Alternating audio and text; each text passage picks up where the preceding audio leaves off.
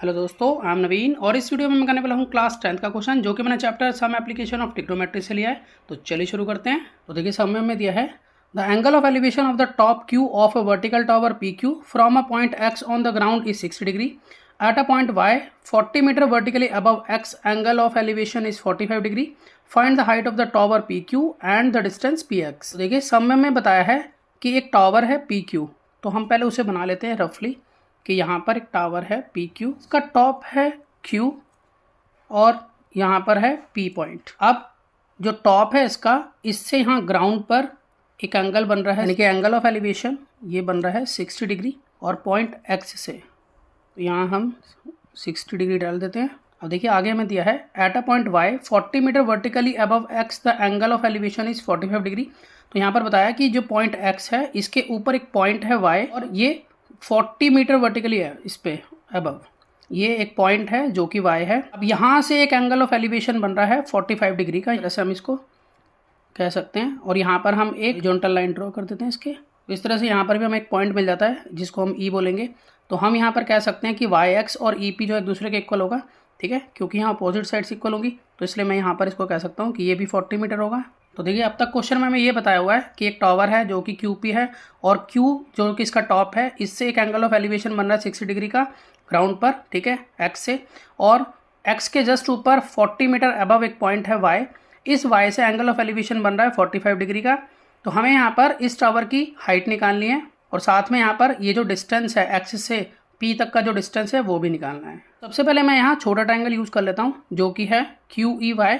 तो मैं यहाँ लिख लेता हूँ कि इन ट्राइंगल QEY में, ये QEY के अंदर अगर मुझे बेस और हाइट यूज़ करनी हो तो मैं tan का यूज़ करूँगा। यहाँ पर जो एंगल दिया हुआ है, एंगल ऑफ एलिवेशन 45 डिग्री है, तो मैं यहाँ लिख सकता हूँ कि tan 45 डिग्री ये होता है परपेंडिकुलर अपॉन बेस। तो यहाँ पर हम परपेंडिकुलर देखें तो ये QE है और बेस देखें तो ये YE है। अब हम यहाँ लिख सकते हैं कि tan 45 1 के इक्वल होता है, तो 1 जो है वो यहाँ QE अपॉन में YE के बराबर है।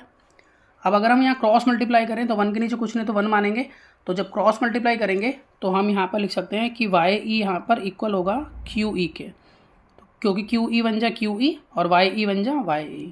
उसके अलावा और भी साइड्स आपस में बराबर है, तो देखिए हम यहाँ कह सकते हैं कि XP यहाँ YE के बराबर होगा क्योंकि यहाँ अपोजिट साइड्स इक्वल होंगी। तो मैं यहाँ लिख सकता हूँ कि XP यहाँ YE के बराबर है। इसके अलावा मैं ये भी लिख सकता हूँ कि XY जो है वो EP के बराबर होगा, तो ये मैं लिख लेता हूँ कि यहाँ YX XY EP के बराबर है। ये दोनों तो अपोजिट साइड्स आर इक्वल, इसकी वजह से हो गए हैं। अब हम यहाँ पर ले लेते हैं ये बड़े वाला ट्राइंगल जिसका नाम है QXP। तो मैं यहाँ पर लिख लेता हूँ कि इन ट्राइंगल QXP में, अब देखिए यहाँ पर भी मैं tan का यूज़ करूँगा क्योंकि मुझे परपेंडिकुलर और बेस से मतलब है। तो मैं यहाँ लिख सकता हूँ कि tan 60 इक्वल होता है परपेंडिकुलर अपॉन बेस। तो यहाँ परपेंडिकुलर मेरा QP होगा और बेस यहाँ XP होगा। अब tan 60 जो है वो √3 के इक्वल होता है, तो मैं यहाँ लिख सकता हूँ कि √3 इक्वल टू, अब यहाँ QP अपॉन में XP। देखिए यहाँ पर हम QP को खोलकर लिख सकते हैं, तो जैसा कि हम जानते हैं कि QP जो है वो QE अपॉन EP को मिलकर बन रहा है, तो मैं यहाँ लिख लेता हूँ कि ये QE प्लस EP को मिलकर बन रहा है, अपॉन में है XP और यहाँ है √3। देखिए आगे चलते हैं, तो यहाँ पर अगर हम देखें यहाँ लिखा है QE, तो यहाँ हमने निकाला था कि QE YE के बराबर है, तो मैं यहाँ पर अभी इसको QE की जगह पर YE लिख लेता हूँ, प्लस EP जो है वो मेरा यहाँ पर 40 है, तो मैं यहाँ पर 40 लिख लेता हूँ, अपॉन में XP एज इट इज़ है अभी, और यहाँ है √3। अब आगे अगर हम देखें तो देखिए YE जो है वो XP के बराबर है, ठीक है, तो मैं YE को XP में लिख सकता हूँ। अब तो इस YE को मैं XP में लिख लेता हूँ। ऐसा मैंने इसलिए किया क्योंकि नीचे XP है, तो इसका जो है मैं सॉल्विंग आराम से कर पाऊँगा। तो YE की जगह पर XP प्लस 40 अपॉन में XP और यहाँ है √3। अब हम यहाँ क्रॉस मल्टीप्लाई कराएंगे जिससे कि हमें XP मिलेगा, तो यहाँ क्रॉस मल्टीप्लिकेशन कर लेते हैं, तो यहाँ हो जाएगा √3 XP equal to XP plus 40 को 1 से मल्टीप्लाई करेंगे तो यही रहेगा XP प्लस 40।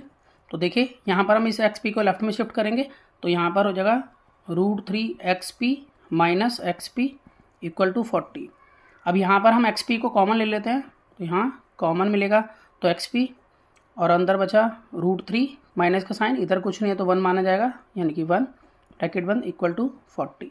तो अब एक्स पी निकालने के लिए हम क्या करेंगे कि √3 - 1 को इधर शिफ्ट करेंगे, तो X P equal to 40 upon में √3 - 1। अब हम यहाँ इसको रैशनलाइज करेंगे, तो रैशनलाइज करने के लिए हम यहाँ इसको मल्टीप्लाई कराएंगे √3 + 1 ऊपर और √3 + 1 नीचे। अब हम यहाँ पर इसको जब मल्टीप्लाई कराएंगे तो यहाँ रहेगा 40 ब्रैकेट में √3 + 1 और यहाँ देखिए a - b a + b की आइडेंटिटी लगेगी यहाँ, तो a यहाँ पर √3 है, b यहाँ 1 है, तो a² - b² होता है। देखिए a + b और a - b हो तो हम इसको लिख सकते हैं a² - b²। इसका यूज़ हम करेंगे तो हम यहाँ लिख सकते हैं √3 का होल स्क्वायर -1 का स्क्वायर। तो इस तरह से हम लिख पाएंगे इसको कि 40 √3 + 1 और अपॉन में होगा, अब √3 का स्क्वायर होता है 3 और 1 का स्क्वायर होता है 1, तो 3 में से 1 गए तो यहाँ हमारे पास बचता है 2। अब इस वाले 2 से हम 40 को काट सकते हैं, तो यहाँ आ जाएगा 20। तो इस तरह से हम यहाँ कह सकते हैं कि यहाँ पर हमारा एक्स पी जो आया है वो है 20 ब्रैकेट में √3 + 1। अब यहाँ पर मेरा पेज खत्म हो गया, तो मैं नेक्स्ट पेज पे इसको उतार लेता हूँ एक्स पी की वैल्यू को। अब देखिए एक्स पी तो हमारा यहाँ आ गया है। अब यहाँ पर हमने पीछे लिखा था कि यहाँ पर एक्स पी जो है वाई ई के इक्वल होगा, तो इट मीन्स वाई ई भी यहाँ पर 20 √3 + 1 हो जाएगा। तो मैं यहाँ लिख लेता हूँ कि एक्स पी इक्वल था वाई ई के, इसीलिए वाई ई जो है वो भी हो जाएगा 20 ब्रैकेट में √3 + 1। यहाँ पर दोबारा से फिगर बनाता हूँ ताकि और अच्छे से क्लियर हो जाए। ये मैंने यहाँ पर फिगर बना दिया रफली। अब एक्स पी जो है यहाँ हमारा निकला है 20 √3 + 1, तो यहाँ पर वाई ई भी यही हो गया 20 √3 + 1। अब देखिए अगर हम यहाँ देखें तो वाई ई क्यू ई के बराबर है, ठीक है, हमने यहाँ सॉल्व करके निकाला था, तो यहाँ पर हम लिख सकते हैं कि वाई ई यहाँ क्यू ई के बराबर है। इसका मतलब मैं ये कह सकता हूँ कि क्यू ई भी यहाँ 20 ब्रैकेट में √3 + 1 होगा, कि ये भी होगा 20 ब्रैकेट में √3 + 1। अब अगर हम क्वेश्चन के अकॉर्डिंग देखें तो देखिए यहाँ पर हमारा पी क्यू रह गया है, हमने पी एक्स तो निकाल लिया, तो पी क्यू हमारा हाइट ऑफ टावर है, तो अब हम पी क्यू निकाल लेते हैं। तो देखिए अगर हम यहाँ देखें तो पी क्यू हम लिख सकते हैं पी क्यू इक्वल होगा क्यू ई + ई पी के, ठीक है। तो यहाँ हम वैल्यू डाल लेते हैं इसकी, तो क्यू ई हमारा निकला है जो कि है 20 √3 + 1, तो हम इसे लिख लेते हैं 20 √3 + 1 प्लस ई पी यहाँ पर 40 गिवन है मुझे, तो अब हम यहाँ सॉल्व कर लेंगे इसको, तो ये इसको लिख लेते हैं हम 20 और √3 की वैल्यू होती है 1.73, ये मैं अप्रोक्स में लूँगा अभी फ़िलहाल, तो 1.73 + 1 प्लस 40 अब 20, अब इन दोनों को ऐड करेंगे तो आ जाएगा 2.73, इन दोनों को मल्टीप्लाई कराएंगे आपस में और यहाँ +40, तो यहाँ इन दोनों को मल्टीप्लाई कराकर हमारे पास आ जाता है 54.6 + 40।